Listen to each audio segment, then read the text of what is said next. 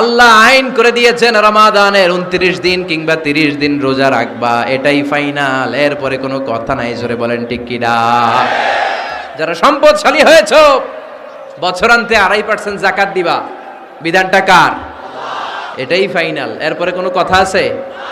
তার মানে আল্লাহ আল্লাহ রাসূল যেটা দিয়েছে এটাই ফাইনাল, এটাই সর্বোৎকৃষ্ট, এর চেয়ে উৎকৃষ্ট আর ভালো হতে পারে না, এটাই শ্রেষ্ঠ। এক সাহাবী বলল, আসুমুদ্দাহার, আমি সারা বছর রোজা রাখবো, রোজা ভাঙবো না। আরেক সাহাবী বলল, আ'তাজিলুন নিসা, আমি আমার বউয়ের কাছে যাব না, আজীবন বৈরাগ্য জীবন যাপন করব। আরেক সাহাবী বলল, উসল্লিল লাইলা কুল্লাহ, সারা রাত তাহাজ্জুদ পড়বো, ঘুমাবো না। এই কথা শুনে বিশ্বনবী রেগে গেলেন। বিশ্বনবী বললেন, কে কে বলেছে এই কথা যে সারা বছর রোজা রাখবে, সারা রাত তাহাজ্জুদ পড়বে, স্ত্রীর কাছে যাবে না? ইন্নী আখশাকুম লিল্লাহি ওয়া আতকাকুম লাহু, নিশ্চয় আমি তোমাদের চাইতে আল্লাহকে বেশি ভয় করি।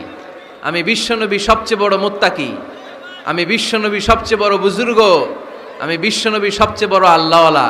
তো আমি এত বড় আল্লাহওয়ালা হয়ে আমি 11 জন স্ত্রী রেখেছি, আমি এত বড় আল্লাহওয়ালা হয়ে রাতে তাহাজ্জুদও পড়ি, আবার কিছু অংশ ঘুমাই। আমি এত বড় আল্লাহওয়ালা হয়ে বছরে কিছু সময় রোজা রাখি, মাঝে মাঝে রাখি না। তো আমি ব্যালেন্স করে জীবন ধারণের পরে আমার আল্লাহওয়ালাগিরিতে কোনো সমস্যা হয় নাই, আমার নবী হতে সমস্যা হয় নাই। তোমাদের সমস্যা হলো কেন? তোমরা কোত্থেকে এটা শিখেছো? আমি বিশ্বনবী যেটা শিখিয়েছি এটাই ফাইনাল, এর চেয়ে শ্রেষ্ঠ কোনো কাজ আর হতে পারে না। চিল্লায় বলেন ঠিক কিনা?